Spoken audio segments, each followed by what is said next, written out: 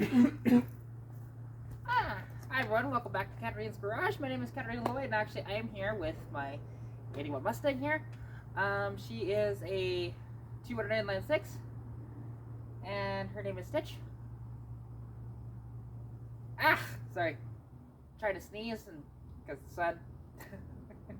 It is about 10:30 in the morning here, and we're actually going through seeing, okay, the things that I've acquired for the car, and now this is pretty much like the vision of the car at this point, because it's changed yet again, but not since the last live stream though, so don't worry about that for people that watch the live stream. But which actually that has quite a few views. I was surprised at that one. It's pretty cool. But yeah, because, well, you can see two really cool things. Like the first one, you guys probably know about this. I've had this lying around for a while. This is an Autolite 2100 Carb. You know, it's really nice, ready to go pretty much. Just, you know, really needs nothing. It's a reman, but, you know, no issues there, right? That's a nice old carburetor, right? You know, with the tag C8070A. That's either 2100 or 2150. I think it's a 2100 though. But you know, fantastic carburetor there.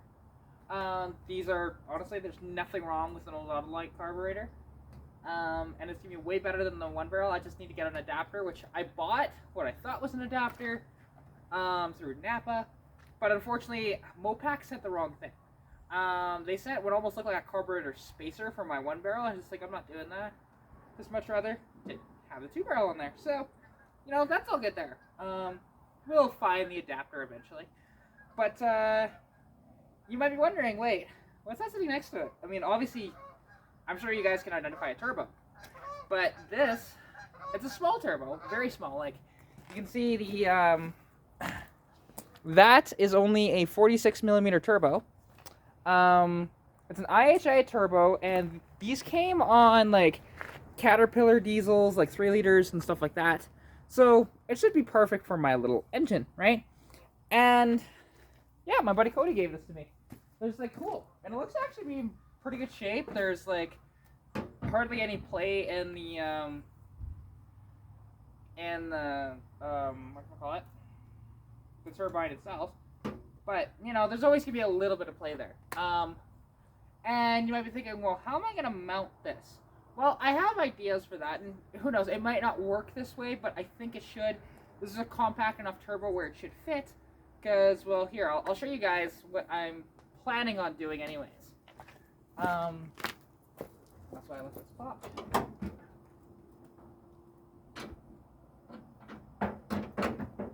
Do not, okay, good. Okay, that turbo did not fall. Thank you. So anyways, taking a look under the hood here, and, well, you can see I sprayed the crap out of them yet again, because I'm just going to spray them multiple times until, because, like, these nuts and bolts and stuff like that are, like, they are so rusty. I don't know if this stuff is actually going to work. I got recommended this stuff called Cat's Ass, actually, as opposed to Liquid Wrench by a friend of mine, again, Cody, who works at Napa. So I'm giving it a shot, seeing what it's doing, although the rust is actually coming off, so it does actually kind of work.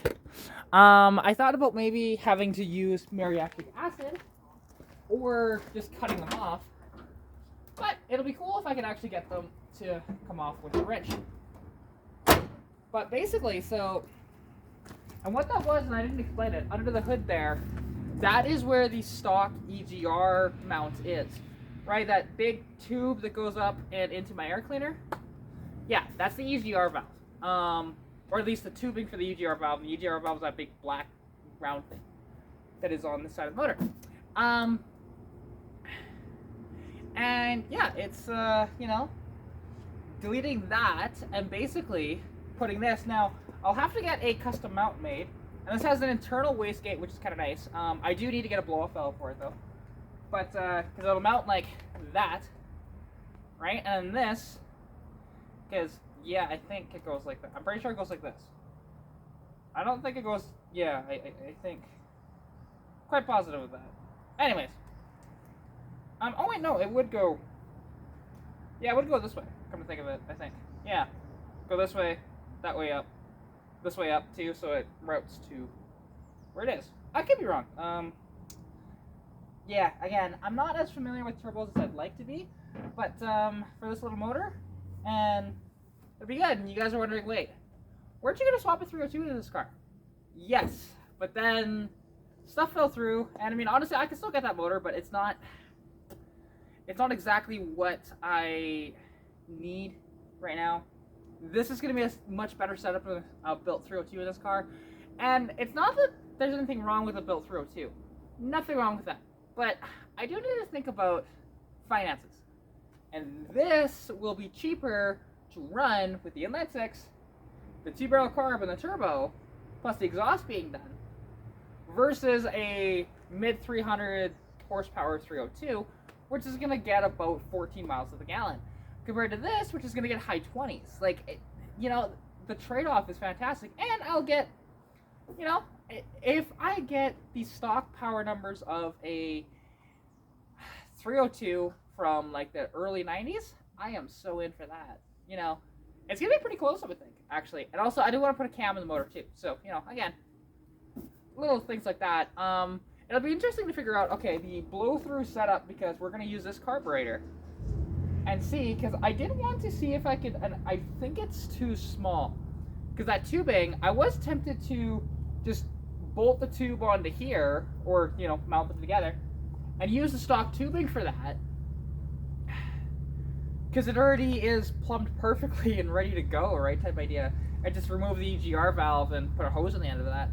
Would be perfect, but I don't think I can do that, because I'm pretty sure the tube on here is smaller than the inlet of, or the outlet of the turbo. So, you know, that's all good, but, yeah, and for those of you wondering what turbo is this exactly, it's an IHI AS12. Basically, like I mentioned, Caterpillar, Perkins diesel, stuff like that.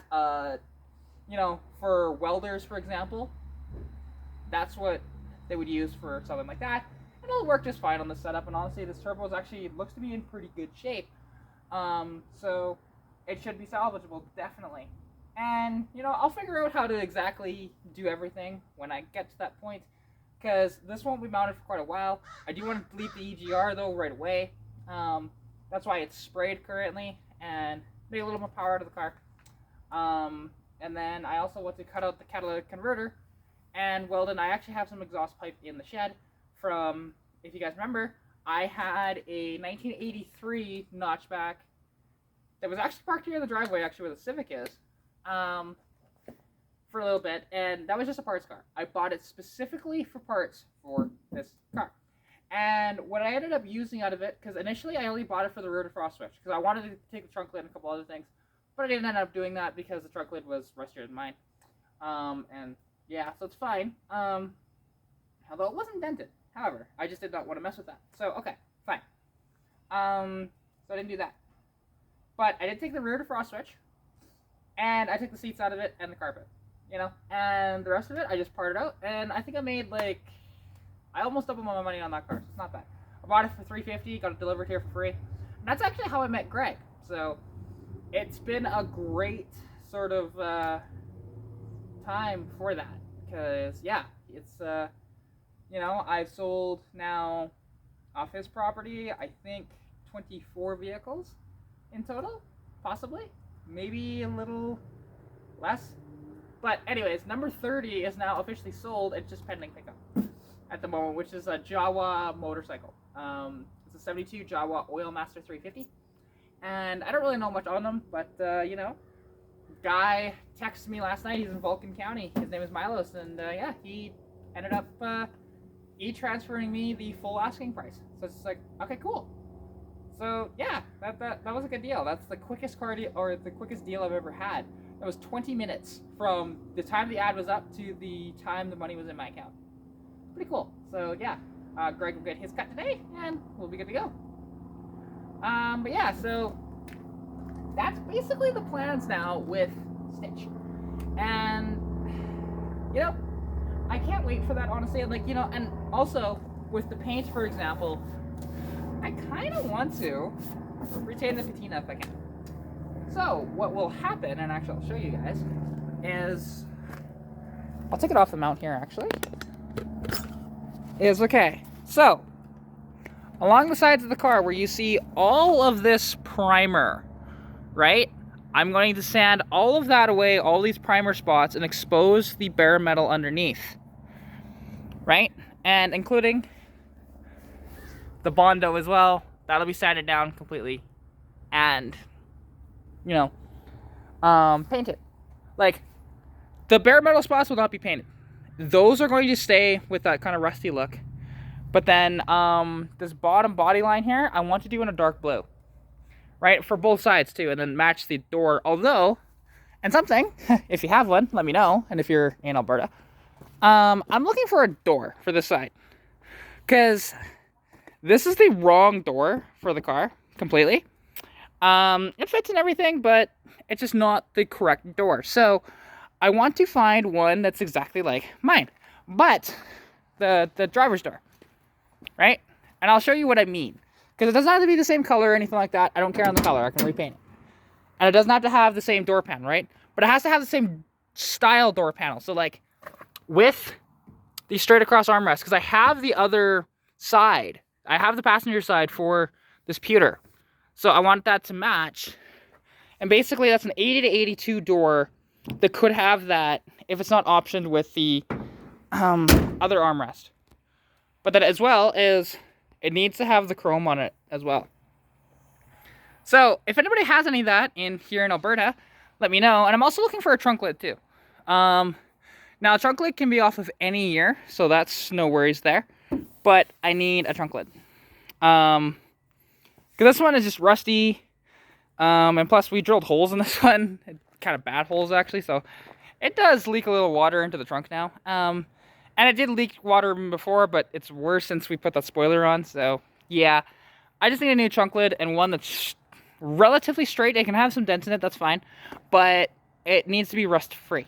So, that's what I'm looking for right now. As well, this car, I mean, the manual swap might still happen in it, but I'm straying away from that for a little bit. For the sake of easiness and fuel economy. Because this car, okay, it has a C4 automatic in it currently. I want to swap it to an AOD, and I want to swap the rear end to an 8.8 with like 373s, right? So this thing will actually go pretty good when I'm done with it. It's not going to be like a super fast car, but it'll definitely pay you in the seat a little bit. So, you know, it'll be fun. You know, I'm not looking to build this thing into like some sort of fancy race car or anything like that. You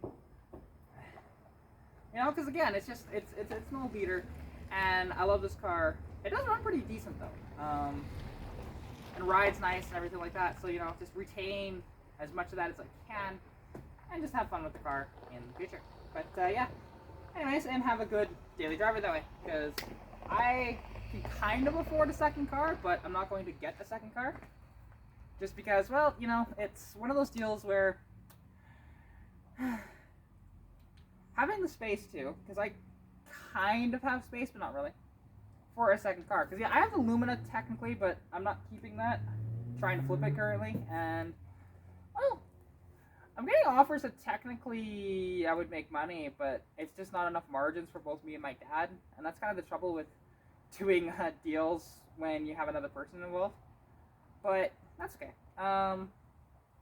We'll figure it out for sure. But yeah, anyways, I think I'll end the video here. So thank you all so much for watching. Hope you did enjoy. If you did, please hit the like button. Every little bit helps me. Share this with your friends. Comment anything you want to say down below. And yeah, hope you're staying safe during COVID-19. Good luck with whatever you're working on. And if you want to contact me, in the About section here on YouTube, you will see how to contact me. So yeah, anyways,